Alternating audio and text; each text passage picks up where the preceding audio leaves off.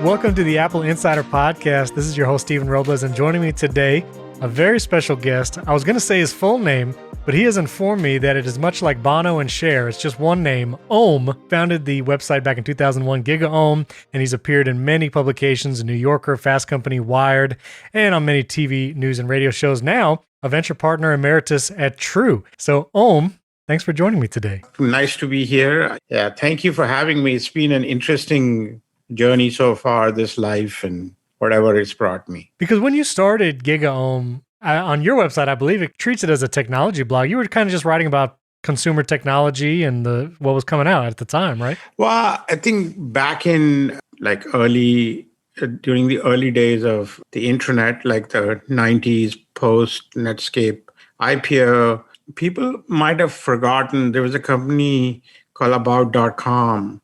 And I used to publish a web page on it, like a side web page on it, essentially writing about, all the cool infrastructure technologies involved in the internet, whether it was chips and routers and switches, the kind of stuff no one cared about back then. They still don't care about it even now, but I did. I would have a little bit of gossip from my day job and which could not go into the and so I decided that it was easier to do an email as an email, and the website was just a normal, it was like part of a big company. So I ended up turning that into a small email newsletter, and that was had about 500 people reading it. In 2000 or so, I had discovered Blogger, the tool. Yes. And I just thought, wow, this is just easier to publish it on the web. So I kind of took the newsletter away and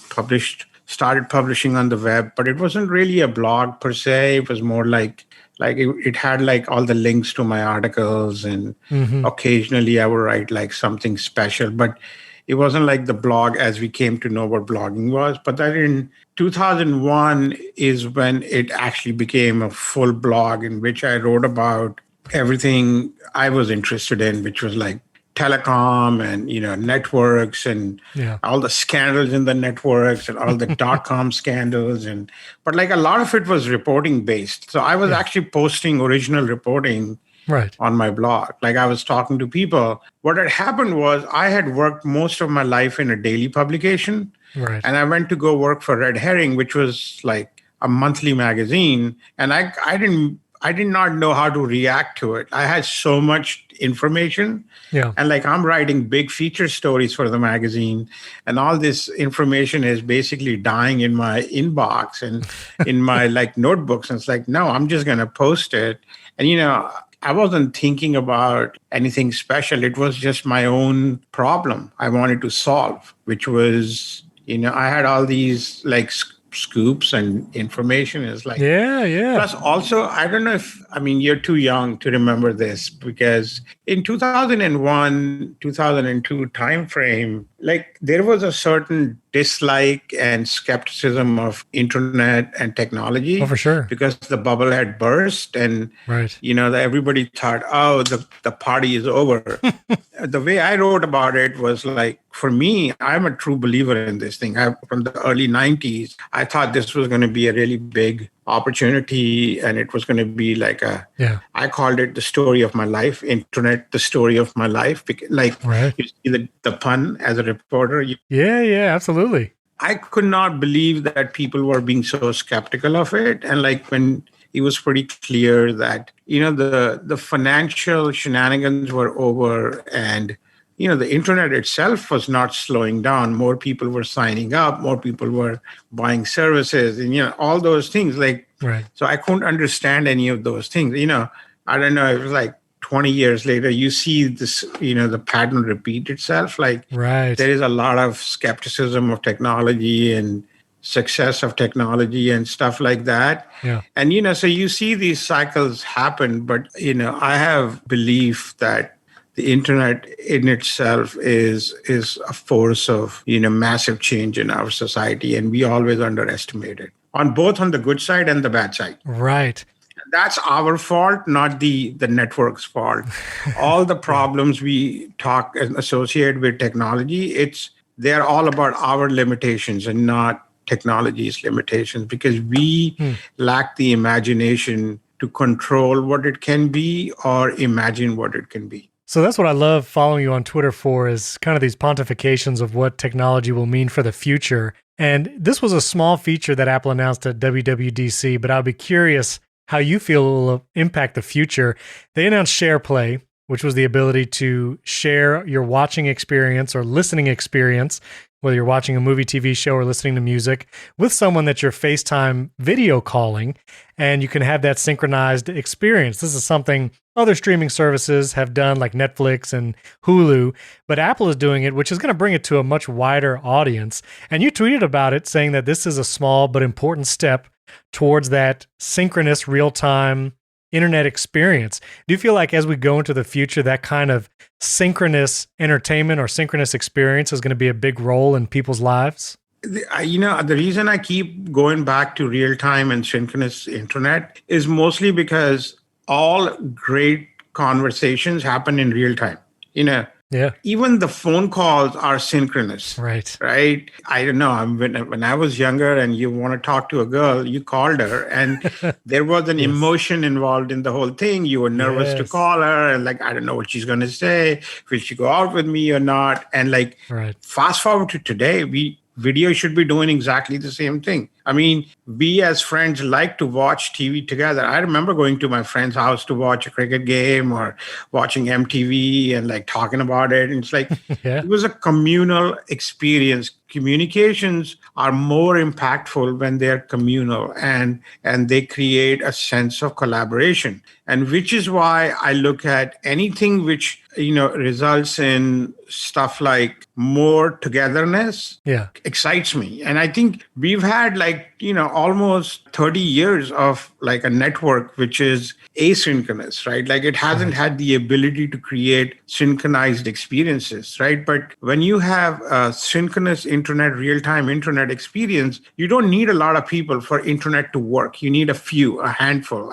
The whole idea of the internet is now based on scale. It's still a broadcast network. But when you have a share play thing, it becomes more intimate. It becomes more personal. It becomes about you and I and the friendships and the family. So I think that's why I look at share play and I just say, wow, this is pretty cool.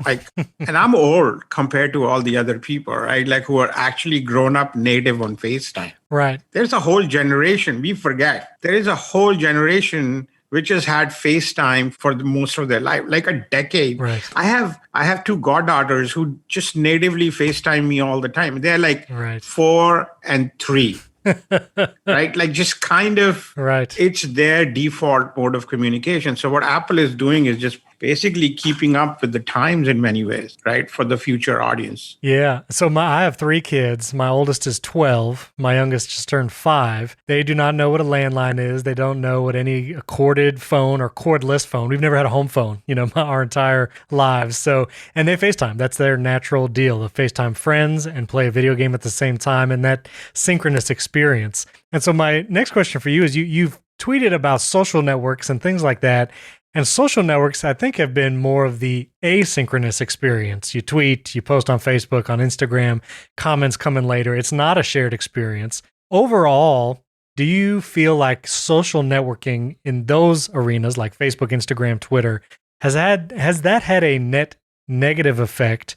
And do you think that those kinds of social networking will continue in the future, 40 years from now? Are we going to have a Facebook or Twitter? It's pretty hard to predict what we will have in 10 years or 15 years, but we still have Yahoo.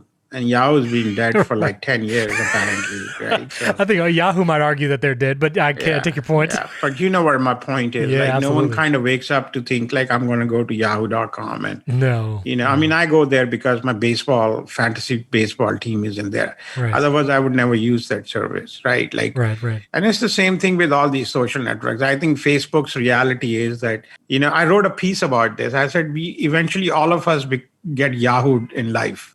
Whether you're a tech company or an individual or an artist or a creator, everybody has a time and place and then they're just gone. I feel that the next generation of media is going to be very different. Next generation of social platforms are going to be very different. The reason I'm saying those are two separate things. Facebook and Twitter and Instagram and YouTube, they are social media platforms. There is very little sociability there, right? They started out being very social, right, but they eventually became media platforms which use the social dynamics to essentially intensify our feelings about whether it was content or images or towards politics or sports. Right. They became social media platforms whose core competency is to intensify and amplify feelings and messages. Right. That's what they do. They never are about communications. Like all great social networking still happens inside small, intimate groups, right? I have a group on WhatsApp with my college friends. I have one with my childhood friends on Telegram. I have other group with a few of my technology friends on Telegram. So there is a lot of intimacy in that kind of, but it's very communication based. Right. Yes, we do share photos and we share links and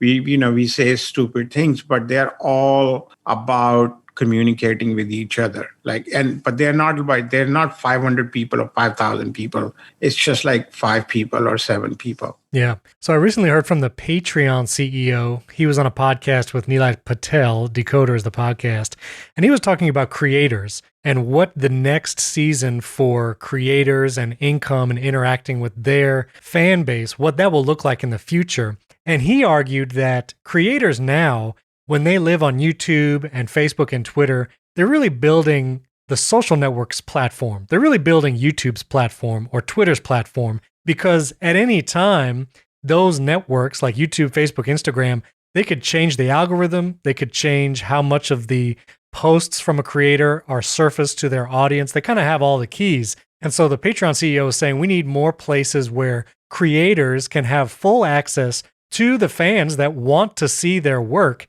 and not so much this algorithmic gatekeepers like these other networks. What do you think about that in creators? Well, I think he's a little bit self-serving, right? Like he wants more people to host their content on Patreon, and it'll help Patreon become bigger. So that said, I think there is element of truth to the fact that we've helped make these platforms become big, right? But is it a one-way street? I don't think so. I mean, if there weren't 1 billion people on YouTube, can Rene Ritchie or MKBD, do you think they will have like millions of followers on, like the way they have? Like trying to build an audience of millions of people isn't that easy. No. So yes, these platforms have benefited from all the efforts of the creators, and, they have an outsized control on what creators, reality is and how they get exposed, their content gets exposed to others. Like,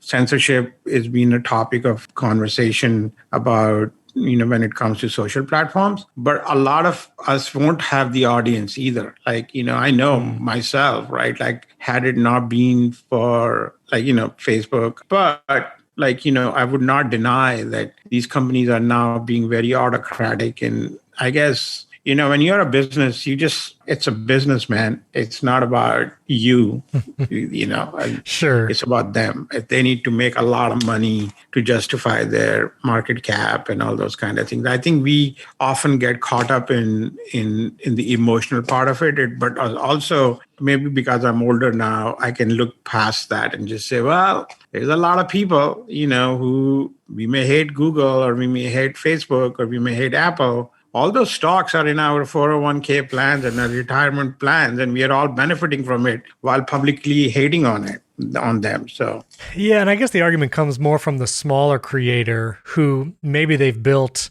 10,000 fans on their Facebook page, and they see that when they post to their Facebook page, Facebook will say, you've reached 1.5% of your audience, pay to boost your post and reach more. And that's when it feels, did I build an audience that is actually following me, or have I built a way for Facebook to monetize my access to them? Well, definitely, like you've helped create the monster. This episode is brought to you by HelloFresh.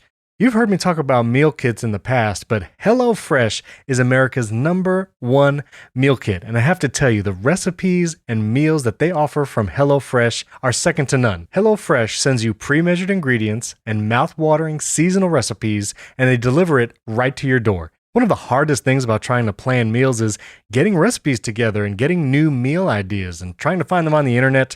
You have to go through all those life stories of everyone before you even get to the recipe. Well, HelloFresh cuts out all that stressful meal planning and the grocery store trips so you can enjoy cooking and get dinner on the table in about 30 minutes or less. And HelloFresh is 28% cheaper than shopping at your local grocery store. And eating healthier has never been easier. They have low-cal, carb-smart, vegetarian, and even pescatarian options every week. And so you can choose and customize those meals every time you go onto HelloFresh. HelloFresh's high-quality, fresh ingredients are sourced directly from growers and delivered from the farm to your front door in under a week, contact-free. And there's something for everyone to enjoy. When I went on there to order some meals, just listen to some of these meal titles. White cheddar Wonder Burgers, Szechuan beef and green beans. This is the kind of stuff I would order at a restaurant. One-pot chicken sausage and kale soup. And for a veggie option, they have chickpea tinga tacos. You got to try HelloFresh. You will not be disappointed. So go to HelloFresh.com/AppleInsider14 and use the promo code AppleInsider14 for up to 14 free meals plus free shipping. You have to try it out. AppleInsider14 is the promo code. HelloFresh.com/AppleInsider14. There'll also be a link in show notes. You can just click there, go directly to the website, and use the promo code AppleInsider14, all one word. HelloFresh.com/AppleInsider14 to try America's #1 meal kit. Our thanks to HelloFresh for sponsoring this episode. Definitely, like you've helped create the monster.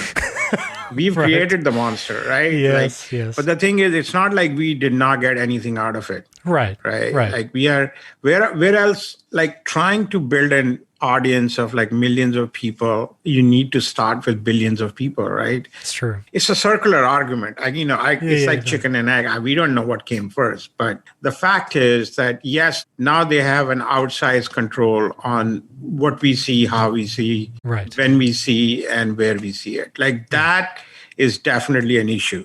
But like we cannot also deny the fact that they did bring something to the table. For sure. So as we talk about maybe legislation, you said a lot of them operate autocratically. When we look at Apple, they've been in the news a lot with their App Store and the policies, the 30% cut.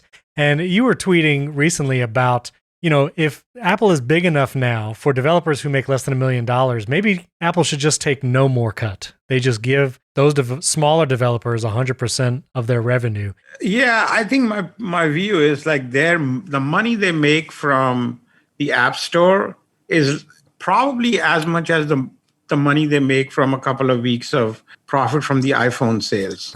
Right? My point is like if you took basically, if anyone is making up to $1 million, you basically make this service free for them. Anyone above that, you have a tiered structure, 15%. Right.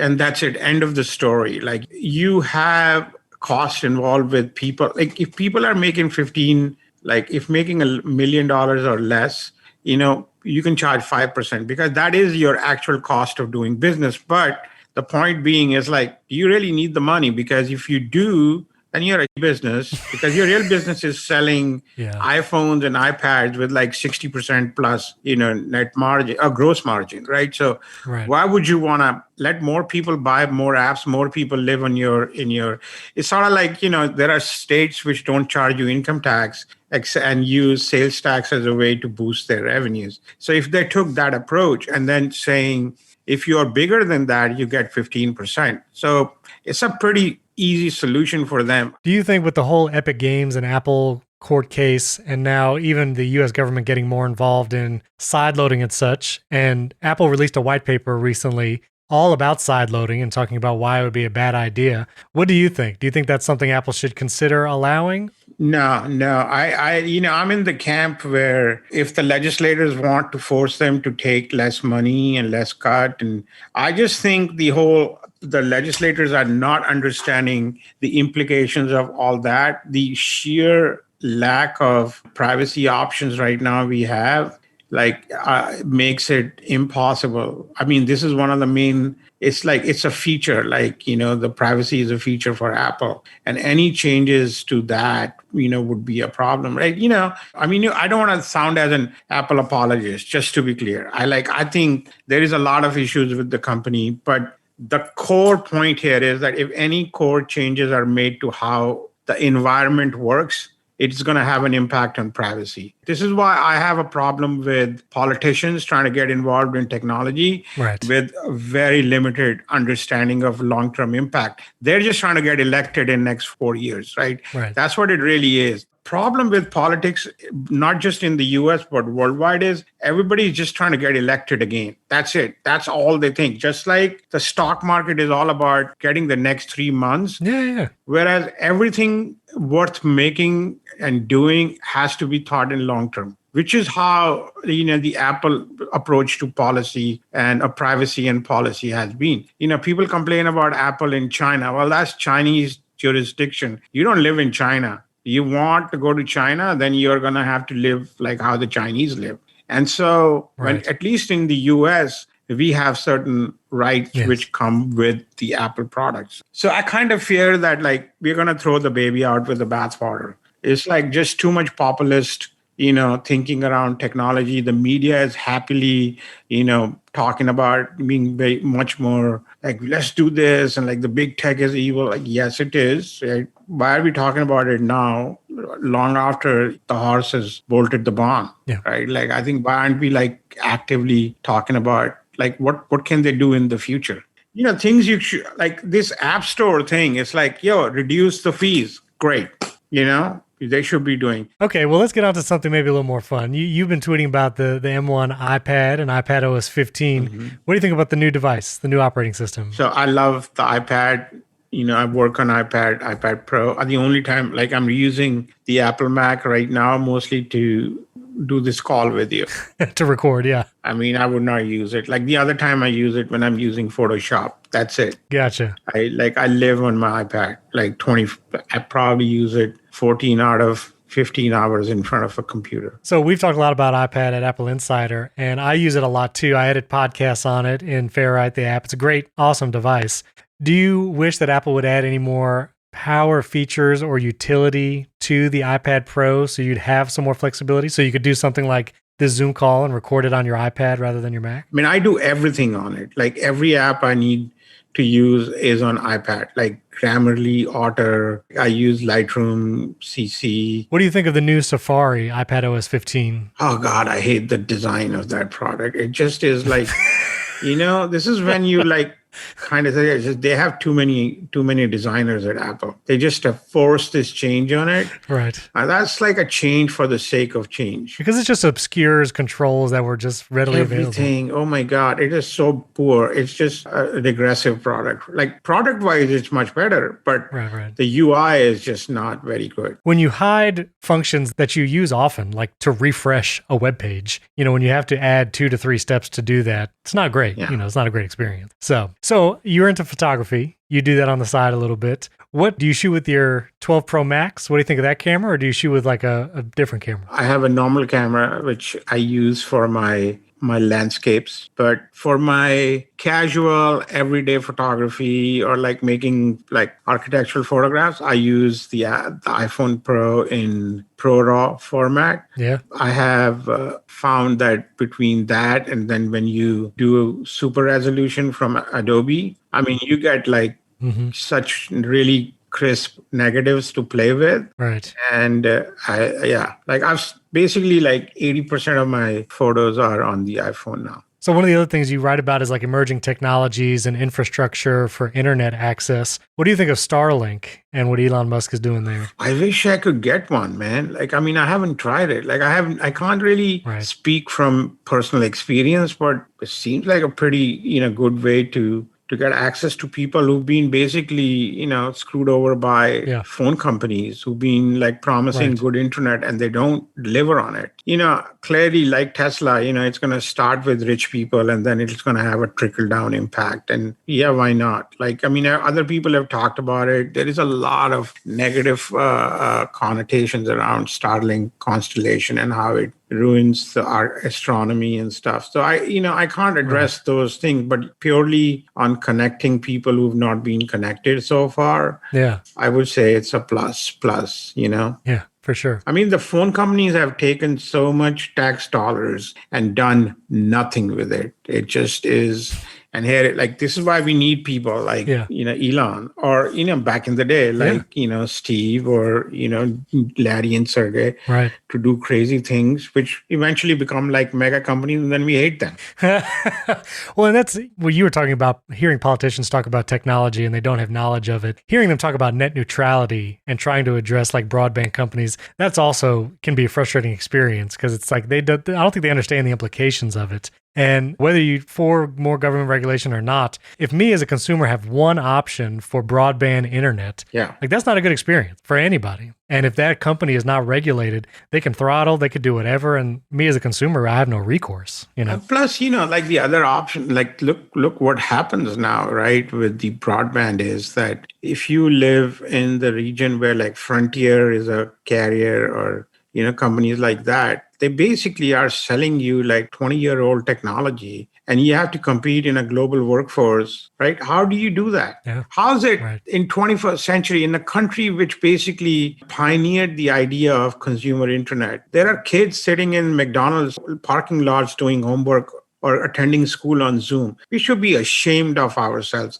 Yeah. Instead of trying to figure that thing out, the politicians want to say, let's just kill the companies which are actually bringing in the dollars, right? Like just destroy the technology giants first, right? Instead of saying, why aren't we regulating and going after these telcos? Because you know why? Because they're getting paid. Right. They get a lot of lobbying dollars and they've been getting it for a long time. And I think the enemies of American innovation are the phone companies, the cable companies. Yeah. There's the key to everything. All right, well, tell me, what are you excited about for the future? There's rumors that they're going to go into augmented reality and VR. Other companies are trying to do that as well. What technology or area are you most excited about to see in the next 10 years? I'm excited about the internet still.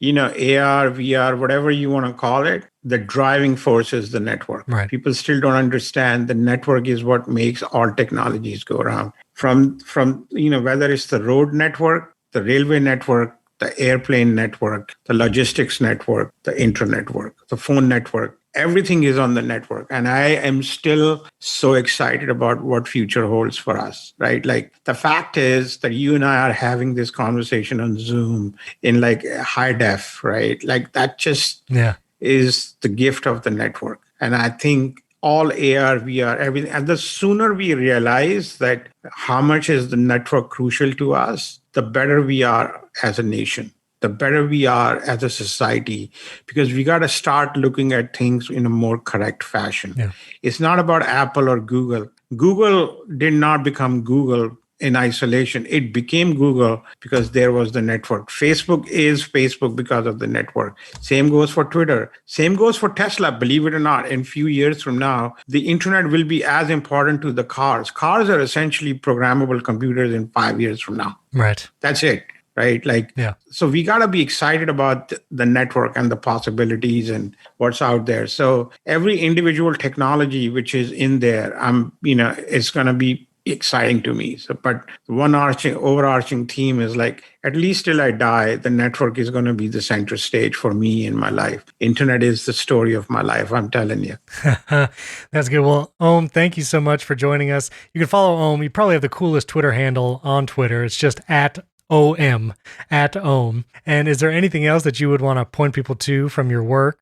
Come to my blog, om.co. I occasionally still write. I did not sign up for, Substack or any of those things, mostly because I still believe in independence of my platform. I want to control my place. Yeah. I call it my homestead on the internet. And more people should do that. You were asking me about people complaining about big platforms. So I'm a rebel. I do not want to be part of somebody else's island. I want to be my own. Yeah. And I think that is what I would say. People should try and do, keep their own presence, be fiercely independent in how they think, and don't let everyone else think for you or make you do things you don't want to do. I think that is why we need the internet, so we can actually have a lot of intellectual freedom. Om.co is my blog, and you can come. I don't write as much. I write once every 2 days, 3 days. Sometimes it's about tech. Sometimes it's about climate. Sometimes it's about baseball because I love baseball. I do share my photographs on my blog. Yeah. So that's about it, man. I just want people to understand how much opportunity is still ahead of us. This network is still under tapped. And there is so many young kids who've just grown up on the network. They will do amazing things. There is so many Zuckerbergs, not the evil Zuckerberg part, but like innovation aspect. The innovative Zuckerberg part, yes. So many interesting things are going to come. I'm excited to see all of them. Every day I wake up more excited about the network and technology than I did, like 10 years ago, 20 years ago. I think we have to maintain that positivity and innocence about the opportunities. That's awesome. Well, Om.co and @Om on Twitter. Om, thanks again for joining us on Apple Insider. Thank you, my friend. Thank you for having me.